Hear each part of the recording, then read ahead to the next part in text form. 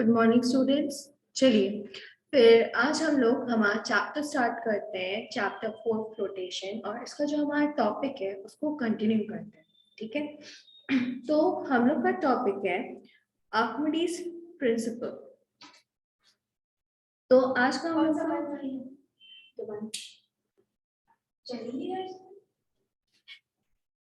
तो हम लोग का जो टॉपिक है आर्किमिडीज प्रिंसिपल, उसको स्टार्ट करते हैं।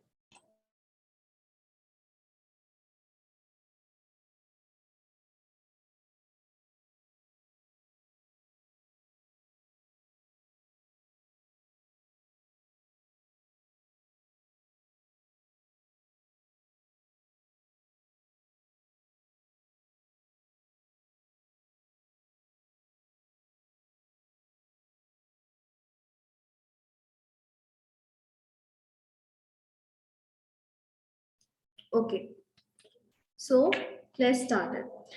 In the previous section, we have studied about the point force. तो इससे जो पहले वाला सेक्शन था,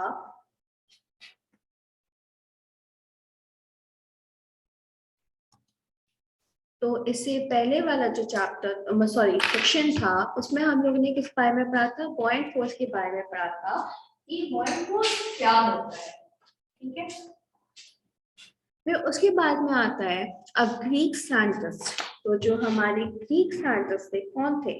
आर्किमिडीज। उन्होंने एक्सपेरिमेंटली मेजर करा किसका? Magnitude of बॉइंट force acting on an object immersed in a liquid. तो उन्होंने क्या करा? उन्होंने जो बॉइंट फोर्स का जो मैग्नीट्यूड होता है उसको कैलकुलेट करा, और जो लिक्विड पे जो ऑब्जेक्ट जो लिक्विड में इमर्स होता है उनका जो पॉइंट फोर्स है उसको मेजर करा। On the basis of this experimental result, we obtain a principle. तो इसी बेसिस पे हमें एक रिजल्ट मिला। क्या मिला? तो वो प्रिंसिपल था which is now known as Archimedes principal.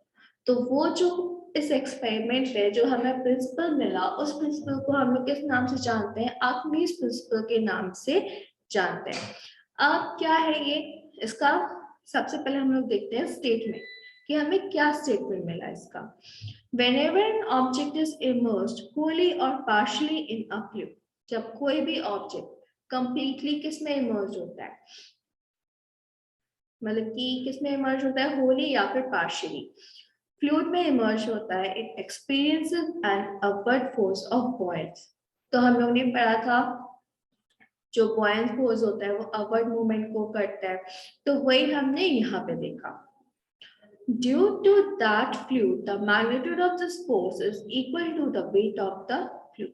तो इस बॉयल्स फोर्स की वजह से जो फोर्स है, जो मैग्नीट्यूड का जो फोर्स है वो किसके इक्वल हो जाता है? उस फ्लूइड के वेट के इक्वल हो जाता है, जो हमें शो होता है। अब इसकी एक्सप्लेनेशन देखते हैं। इसकी एक्सप्लेनेशन क्या है?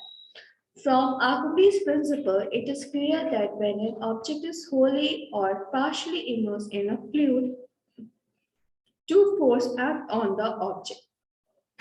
तो आर्किमिडीज प्रिंसिपल ने ये बात कही कि जब हमारा कोई भी ऑब्जेक्ट पार्शियली या फिर होली किसी भी फ्लूइड में इमर्स्ड हो जाता है, तो उसमें दो फोर्स अप्लाई होते हैं। ठीक है, अब वो कौन से दो फोर्स हैं हम लोग देखते हैं। First, the wait of the object. सबसे पहला आता है ऑब्जेक्ट का वेट। तो ऑब्जेक्ट का जो वेट होगा वो क्या होगा? Weight is equal to m into g. Due to gravitational force of the earth acting on the object in vertically downward direction, जो हमारा अर्थ का जो ग्रेविटेशनल फोर्स है वो क्या कर रहा है? वर्टिकली डाउनवर्ड डायरेक्शन में फोर्स अप्लाई कर रहा है। तो इसीलिए हमारा वेट क्या हो गया? W is equal to m into g. Then उसके बाद में आता है हमारा the buoyance force. The buoyant force Fb acting on the object due to the displaced fluid, and it act in vertical upward direction. जो हमारा buoyant force है वो कैसे act करता है ऑब्जेक्ट पे? वो एग्जेक्ट ऑब्जेक्ट पे करता है वर्टिकली अपवर्ड डायरेक्शन में, क्या करता है वो रिएक्ट करता है। So as a result of this, तो इसका हमें रिजल्ट क्या मिला? The net downward force acting on an object is apparent weight। तो जो हमारा जो नेट डाउनवर्ड फोर्स है ऑब्जेक्ट का जो हमें मिल रहा है वो हमारा क्या है? अपीयरेंट वेट है इन द गिवन फ्लूइड, जो हमारा फ्लूइड हमें दिया गया है। Obviously apparent weight of the object W, जो हमारा अपीयरेंट वेट है ऑब्जेक्ट का जो W है, तो उसको हम क्या करेंगे? जो ऑब्जेक्ट का ट्रू वेट है उससे क्या कर देंगे? बॉयंट फोर्स को माइनस कर देंगे। तो जो अपीयरेंट है, अपीयरेंट डिक्रीज इन वेट, जो हमारा अपीयरेंट है वो क्या होगा? वेट में डिक्रीज हो जाएगा उस ऑब्जेक्ट का, जब वो क्या होगा? किसी भी फ्लूइड में इमर्ज होगा। तो हम क्या बोल सकते हैं? True weight minus appearance weight. तो हमें क्या मिला? बॉयंट फोर्स मिला। ठीक है, तो ये हमारे दो प्रिंसिपल्स थे। From this we obtain another statement from Archimedes principle। तो इससे हमें क्या हुआ? Archimedes principle से एक और स्टेटमेंट मिला। तो उन्होंने बोला whenever an object is immersed wholly or partially in a liquid, जब कोई भी ऑब्जेक्ट हमारा wholly या फिर partially किसी भी लिक्विड में immersed होता है, there is an apparent decrease in its weight। तो उनका जो apparent होता है वो डिक्रीज हो जाता है, and its apparent decrease in weight is equal to the weight of the fluid displaced by an object। जब वो वेट डिक्रीज होता है तो वो किसके इक्वल होता है? जो फ्लूइड, जो ऑब्जेक्ट हमारा फ्लूइड में डिस्प्लेस हो चुका है उसके वेट के इक्वल होता है। ठीक है, तो इन्होंने हमें ये दो लॉज बताए, दो प्रिंसिपल्स बताए। अब हम क्या करते हैं? इनके इस प्रिंसिपल को एक्सपेरिमेंटली देखते हैं, एक्सपेरिमेंटली समझते हैं कि ना क्या समझा। Experimental verification of Archimedes principal. अब इनका हम क्या करने जा रहे हैं? एक्सपेरिमेंटली वेरिफिकेशन देखने जा रहे हैं। We can experimentally verify the Archimedes principle। For this purpose, we perform the following activity। अब इनके जो आर्किमिडीज प्रिंसिपल ने जो हमें प्रिंसिपल दिया था उसको हम लोग एक्सपेरिमेंटली परफॉर्म करेंगे और समझेंगे कि उन्होंने क्या हमें समझाने की कोशिश करी है। For this purpose, we perform the following activity or experiment। The experimental arrangement and the activity consists of the following steps। अब यहाँ पे हमें कुछ स्टेप्स बताए गए हैं। ठीक है, क्या है? Take a clean dry glass beaker and find its weight using a spring balance। अब हम क्या करते हैं? एक क्लीन और ड्राई ग्लास बीकर लेते हैं और स्प्रिंग बैलेंस के थ्रू उसका वेट फाइंड करते हैं कि उसका वेट क्या है। Let the object or let the weight of an empty beaker be W। तो हम जो हमारा empty beaker है तो हम यहाँ पे क्या करते हैं?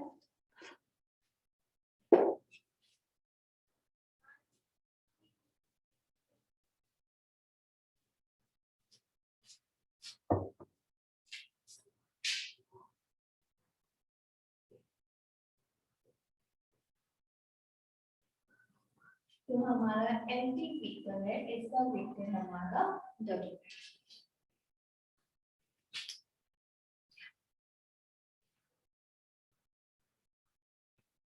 एक स्मॉल पीस ऑफ स्टोन, फिर उसके बाद में हम लोग क्या करते हैं? एक स्मॉल पीस ले लेते हैं स्टोन का।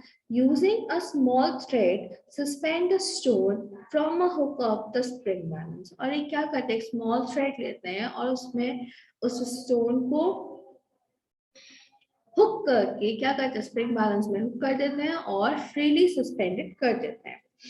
The spring of a spring balance get enlonged and pointer P attached to its move downward। तो जो हमारा स्प्रिंग बैलेंस है फिर वो क्या करेगा? enlonged होगा, उसमें जो पॉइंटर P है वो क्या करेगा? imbalance हो जाएगा, वो डाउनवर्ड मूव करेगा। When it becomes steady, जब वो एक स्टेडी पोजीशन पे आ जाए, note the reading of the spring balance. जो स्प्रिंग बैलेंस की हमारी रीडिंग है उसको हम लोग नोट कर लेंगे। तो Its given weight of a stone is air, let be W, W1. तो अब हम क्या करते हैं, जो हमारा स्टोन था एयर में, उसका वेट हम लोग ले लेते हैं W1.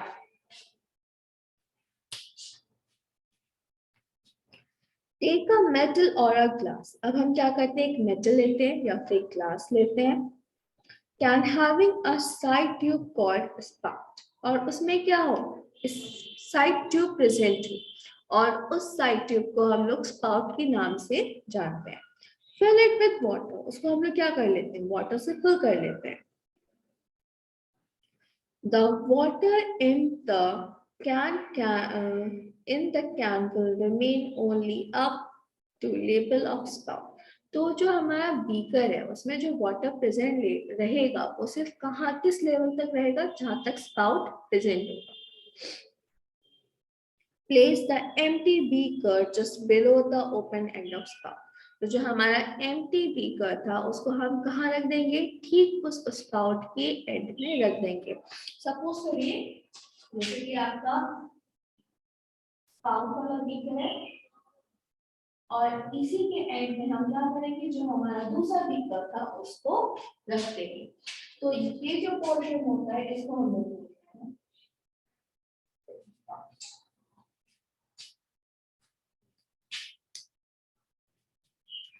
lower the stone piece suspended with a spring balance inside the water taken in the can. तो हमने इस कैन में जो भी वाटर लिया था उसमें हमने जो स्प्रिंग बैलेंस हमारा लिया था, उसमें जो हमारा उसके हुक में जो हमारा स्टोन था वो हम क्या करेंगे, इसमें डाल देंगे.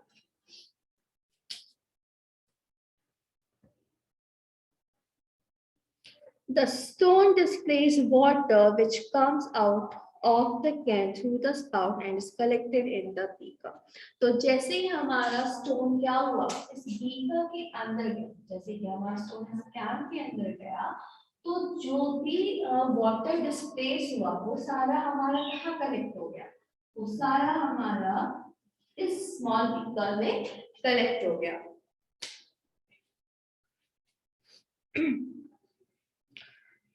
When the water stops coming out of the spout, note the reading of spring balance. जब क्या होता है कि इस स्पाउट में से वाटर आना रुक जाता है, तब हम क्या कर लेंगे, जो हमारा स्प्रिंग बैलेंस था वो कहाँ पे स्टॉप हुआ उसका वेट हम लोग नोट कर लेंगे. Let be W2. तो हम लोग क्या ले लेते हैं, न्यू वेट हमारा मीन्स ये जो हमारा न्यू वेट हो जाएगा वो क्या होगा, स्टोन का ही होगा, जब वो किसमें होगा, वाटर में होगा. तो इसको हम लोग क्या बोल सकते हैं, इसको हम लोग W2 बोल सकते हैं. Where W1 sign W2 W1. अब यहाँ पे जो हमारा वेट आया वो क्या आया हुआ, क्या आया, W2 sign W1. Obviously, W2 is the observed weight of a stone piece when immersed in water. तो ये जो जैसे कि अभी बताया कि जो W2 वेट था, ये कौन सा वेट था, स्टोन का ही वेट था, जब वो किसमें गया था, वाटर के अंदर गया था. Finally, we measure the weight of a beaker along with the water collected in it. तो फाइनली अब हमने क्या कर लिया था, हमने बीकर का वेट ऑलरेडी ले लिया था, क्या था, W था. अब उसके बाद में उसमें क्या आ गया, उसमें वाटर कलेक्ट हो गया. तो अब इस बीकर में जब वाटर कलेक्ट हुआ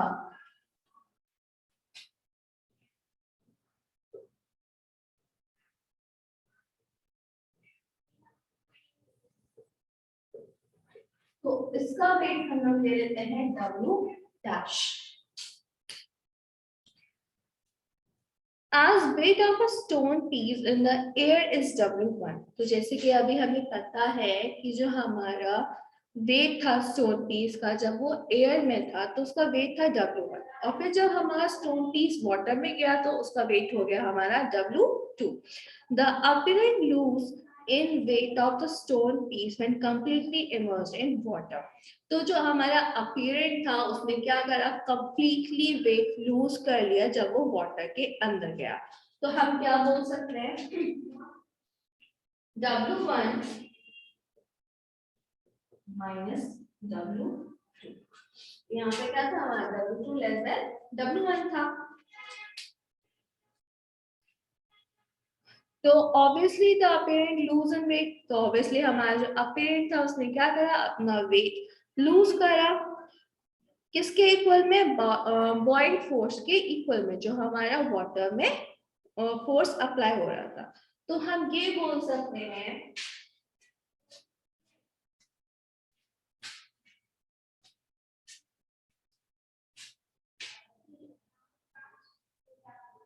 buoyant force in water is equal to W1 minus W2.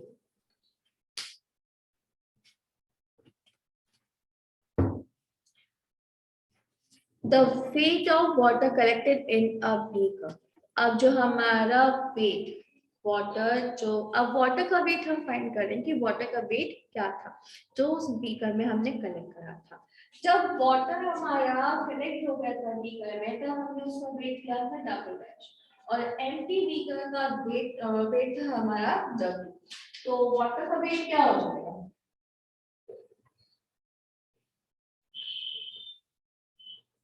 W dash minus का.